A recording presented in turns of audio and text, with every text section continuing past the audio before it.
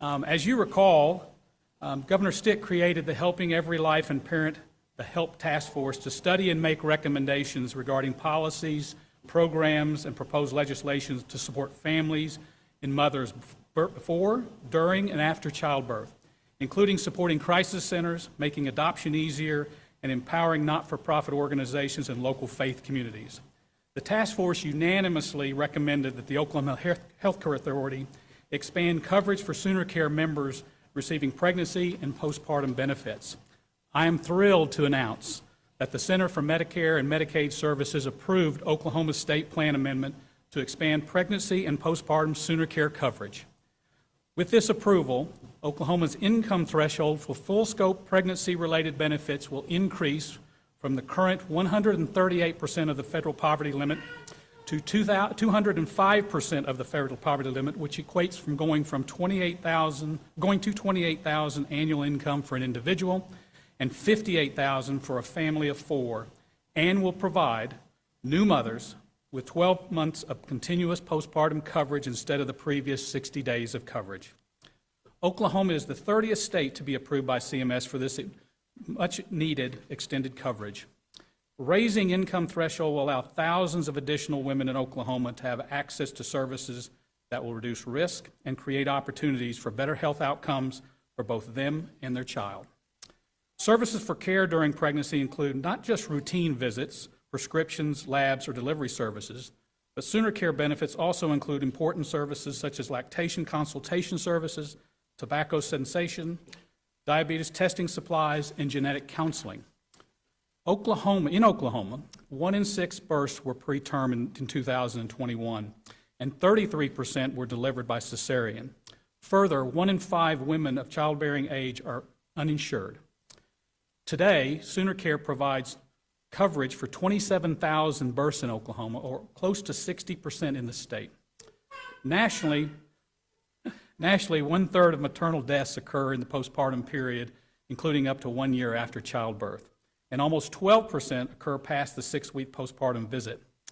More than half of these deaths are preventable and are often related to chronic conditions such as diabetes, hypertension, mental illness, and substance abuse or misuse. Additionally, postpartum depression affects 1 in 9 new moms and is particularly common in low-income mothers. Up to 60% of low-income moms reported depression symptoms. Postpartum depression is associated with a host of issues for the mom and the infant. Mothers with postpartum depression are 2 times greater at risk of not attending adequate numbers of well-child visits and 3 times greater risk of not completing immunizations compared to mothers of similar without depression. Now, thousands of Oklahomans will be provided coverage through the postpartum period, a challenging time for many women. Seeking health care coverage during this time is crucial, and with extended Sooner Care coverage, mothers can receive life-saving services like behavioral health, hospital coverage, and prescription drugs. With the increased income threshold, we estimate 2,500 additional Sooner Care members in the current eligibility group will transition to full-scope benefits and maintain coverage through the postpartum period, and up to an additional 14,000 Oklahoma women will be eligible for Sooner Care benefits for the full year after pregnancy. Ensuring more women have access to better, longer-term care is a positive step in the right direction for our state. Oklahoma is on a healthcare transformation journey, and this step will ensure women have access to quality care. And now let me turn it to Julie Mercer, the chair of the Health Task Force, for her comments.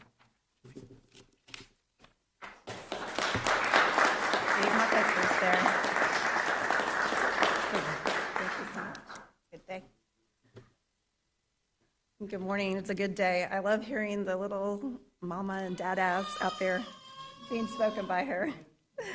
In September of last year, my phone rang, and I'm in the 918 area code, and this call was from a 405 number. And typically, I'm like, it must be spam, but I guess I'll answer it. And for some reason, that was the time that Chris from the governor's office called, and I was a little taken back. I'm like, oh, okay. But Governor Stitt had signed an executive order to form the Helping Every Life and Parent Task Force, and we call it the HELP Task Force, and appointed some of the best thought leaders and from state organizations, nonprofits, community organizations, and medical professionals across the state. With me today are several of them. I want to introduce you to David Harris with Earthly Dwellings, Sandra David Harris, with Earthly Dwellings, Sandra Pueblo, Representative Danny Williams, and those are some of the people we got to sit across the table with and have some excellent conversations. We all accepted our duties and worked diligently on a pretty tight timeline. And today, as we meet, we signify the actual implementation for one of our top recommendations brought forward. To align with other states, we knew the expansion of coverage for sooner care from 60 days to 12 months and raising the federal poverty level qualifications to cover more Oklahoma moms and the delivery of their newborn and the care afterwards was essential. The task force stacked hands quickly to bring that recommendation forward, and we began work to ensure its implementation. The extension of postpartum coverage for a longer period of time and to provide coverage for an additional 2,500 women in Oklahoma is one of the exciting things we celebrate today. They need extra time. They need extra coverage. They have to address medical issues like postpartum depression, other mental health issues, addiction recovery or support, their wellness exams, and the dental care that they need. They need the inclusion and the coverage, and the expanded coverage that we're talking about today is essential. I'm thankful and grateful to the dedicated service of our task force members and the opportunity to serve and lead as chairwoman for the state of Oklahoma. We met the governor's executive order requirements. We put fresh eyes on needed solutions. We cut through past red tape. We dug into legislative issues. We collaborated through organizational pressure with excellence, but most of all, we served and drove positive change forward for the women in Oklahoma. This is what makes it an impactful day. It's been fantastic to see firsthand and report to you about all of this work coming to fruition in the great state of Oklahoma. And I'm so thankful and grateful for our dedicated service. And with me today is someone who would actually benefit from this recommendation. She is a hardworking mom that I've known for several years. She has a story to share of grit and determination, and she fought for the changes in her life. And this was one of them. So if you would welcome Sierra Pollard.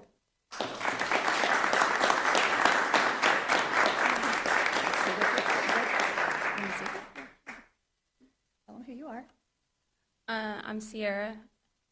Where are you from? I'm from Bartlesville. How did we meet? We had met, I had actually met her from the jail, honestly, is where we met, yes. Okay, and then where do we go from there?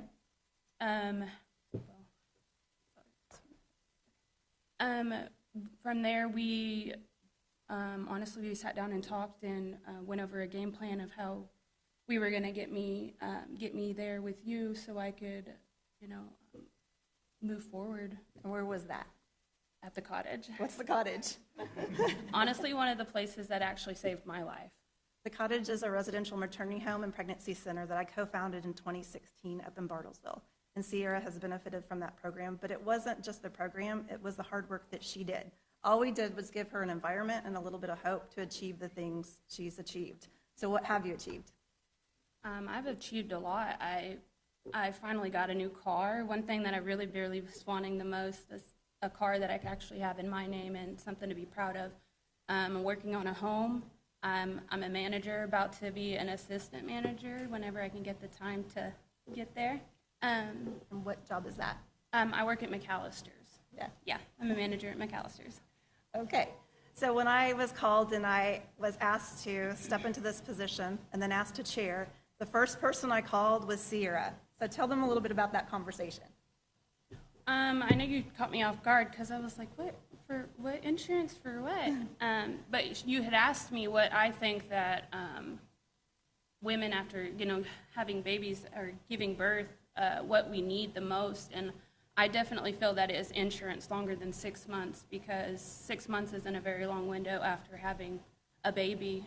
So many things could come after that as well. Was there anything you would have benefited from had the coverage been in place? My dental work. The dental work. So Yeah. I knew that if we were going to address some of the issues and meet the needs of the women in Oklahoma and make the recommendations that the governor expected, that we had to go to the women that it truly impacted. So I'm proud to stand here with Sierra. She's firsthand, and she shows us grit and determination and the right medical coverage for women in the state can truly help them be successful. So thank you so much. Thank you.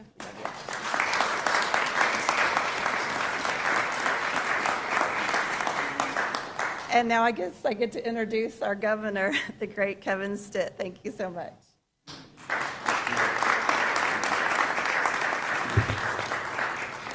Hey, thank you so much, Sierra.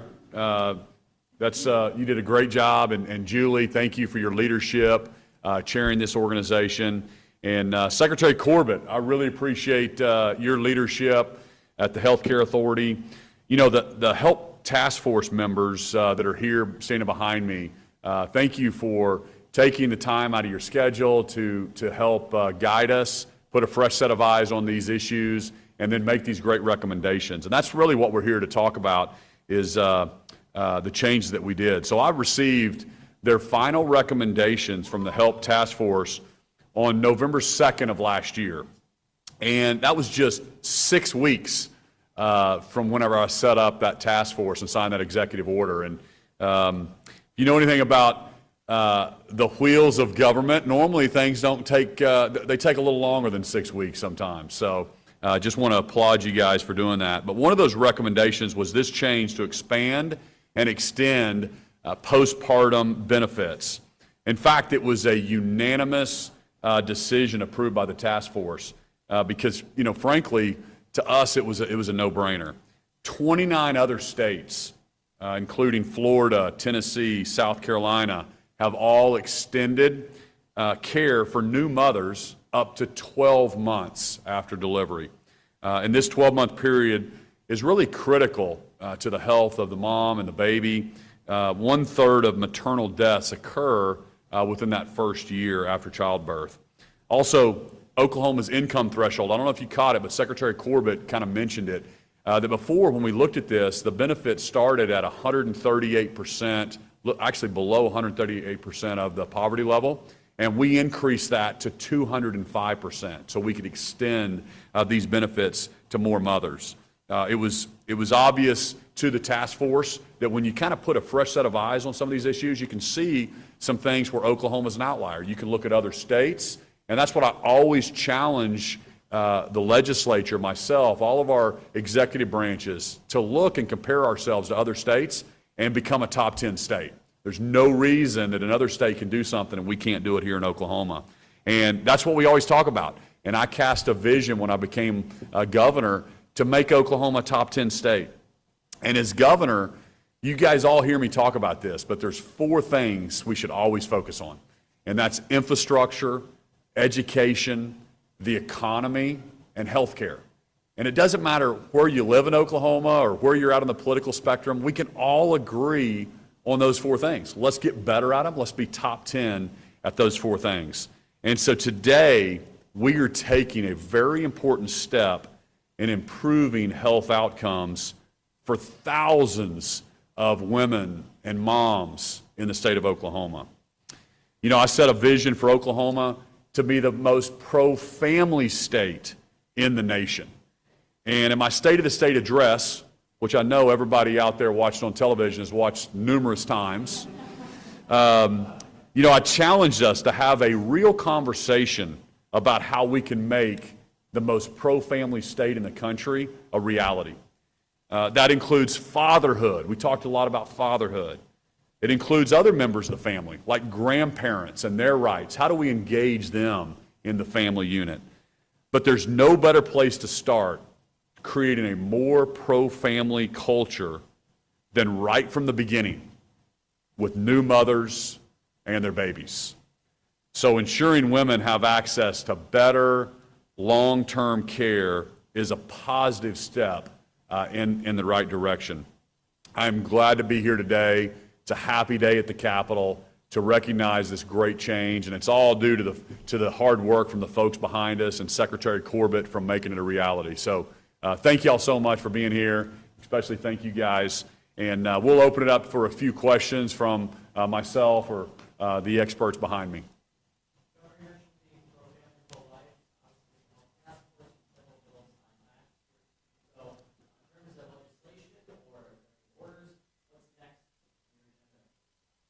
Well, there's a lot of work being done under the fatherhood thing and the things that we're focused on. A lot of groups, I recognize a couple of them in my State of the State out of Tulsa that are promoting fatherhood. I think that's an important conversation as well.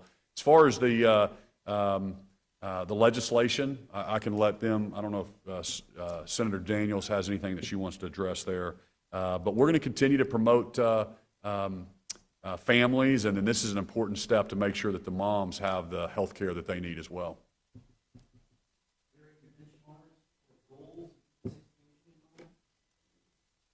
Corbett?